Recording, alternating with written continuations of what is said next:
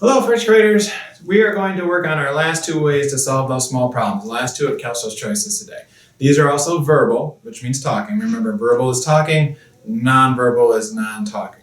So these are our last two. The first one should be pretty easy. It's easy to explain. Sometimes it's hard to do, though. So it's apologize. The reason it's easy to explain is because I can tell you this very quickly. You're going to use a calm voice. You have to use a calm voice. If you apologize using a whiny voice or an angry voice, does not sound like an apology. If I said, "I'm sorry" to somebody, that doesn't sound like I'm sorry at all.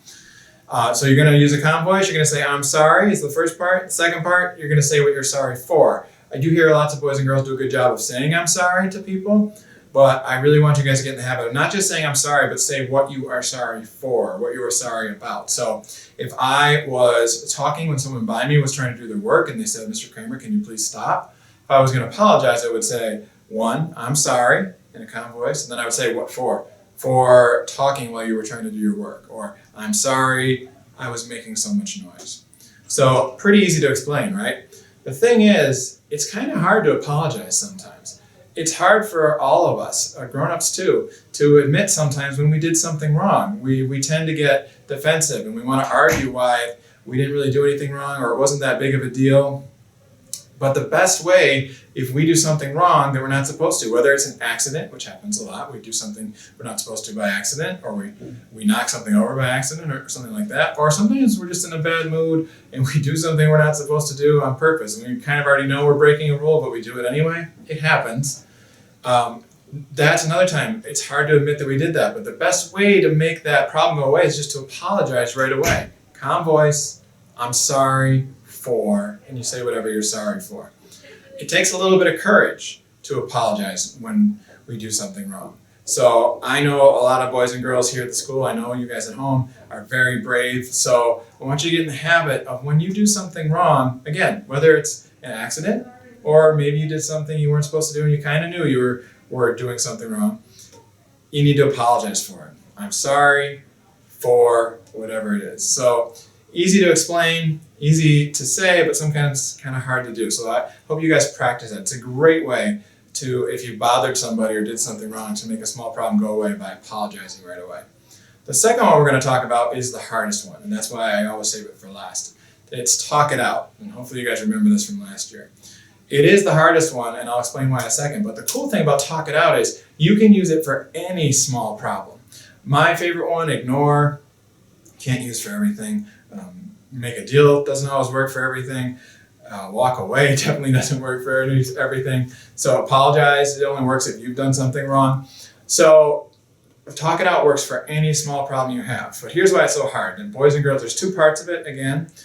The first part, boys and girls are usually really good at. The second part is really where people need to practice. So the first part of talk it out is just to tell the person what is happening that is bothering you, or what you think the problem is. So let's go back to an example. Let's say that somebody by me is making a lot of noise and I'm trying to do my work. I'm going to say, in a calm voice, gotta use a calm voice, I'm going to tell them, first part, what are they doing? What's the problem I'm having? They're making noise while I'm trying to do work. So I might turn to them and say, "Excuse me, you're making a lot of noise and I'm trying to do my work."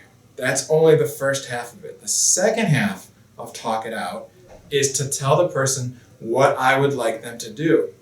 So, "Excuse me, you're making a lot of noise and I'm trying to do my work." Part one. "Could you please be quiet for a little bit until I finish?" Part two. So I say what the problem is, and that's the part most boys and girls are really good at, but then you need to say what you want them to do so they know what they can do to help solve this small problem.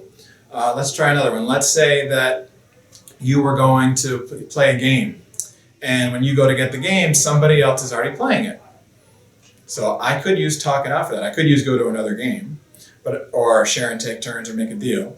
I could also talk it out. So I could go up to them and say what the problem is and what I want them to do. So, "Excuse me, I really wanted to play that game today. Could I please play with you?" Part one, I told them what the problem was that I really wanted to play. Two, I told them what I wanted them to do. Could I please play with you? That would be solving the problem. So you're going to say what the problem is and then what you would like the other person to do to help solve that small problem. This takes a lot of practice, You're going to see in a second, I'm going to show you some examples. I give 2 examples of this because it is really hard to get used to doing. You have to not just tell the person what they're doing that's bothering you. That's what most people are really good at. But that doesn't solve the problem. Then you say what you want them to do about it. And it might turn into something like make a deal. So again, with that person I'm sharing has the game, I said, I really want to play that game today. And then it's, could we please play together? Could we please share? That's kind of turning into make a deal, right? But talk it out all begins with me explaining what the problem is.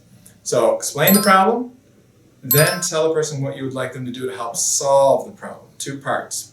And in the video, you're going to see, I'm going to put a big 1 on the screen for the first part and a 2 on the screen for the second part, so you could hear both parts, so you can see that we're doing what the problem is, what we want the person to do. So apologize and talk it out. These are the last 2 of Kelso's choices. Hopefully you guys are practicing this at home with your grown-ups and using it here at school. You're going to see a few different examples of this. Fiona helps me with one of them, and then you're going to see me with a couple grown-ups from the building are helping with the other one because Fiona's still working on Talk It Out. She's not quite as good at that as I want her to be for the video. So Fiona and I will keep practicing that at home, but we're going to use some grown-ups from the school to help demonstrate Talk It Out. All right, boys and girls, the last 2. I hope you're practicing all of them, and I will see you next week.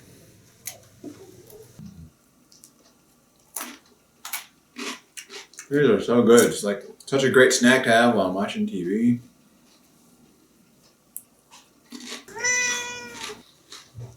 What's wrong, Fiona? Well, I know they're yours, but they're so yummy. I mean, look, I just take a big handful of them.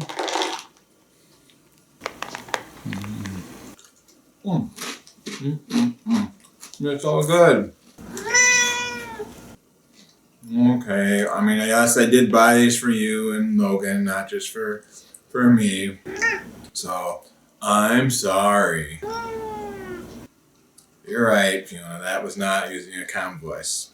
Let me try that again.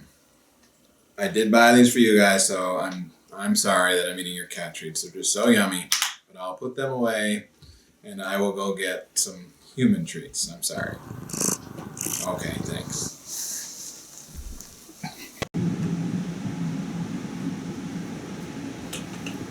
Mrs. Robert, can I please get a drink? Sure, Cameron, go ahead.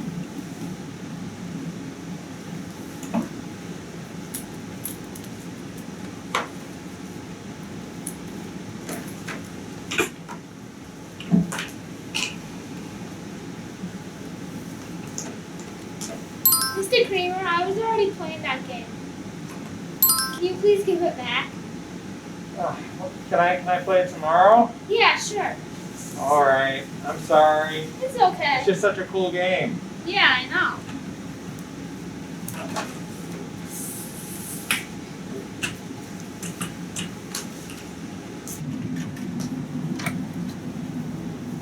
Mr. Kramer, look at my slap bracelet. Oh, you know, my slap bracelet I have at home is so much cooler than that one. Those are really nice. Can you please apologize? I'm sorry. I mean, that is a cool slap bracelet. I guess I was just a little jealous because I don't have one here and you have one here. It's okay. It is really cool. Instead of getting upset or angry at Mr. Kramer, both boys used a calm voice and used Talk It Out. Do you think Talk It Out was a better way to solve the small problem than getting mad and arguing?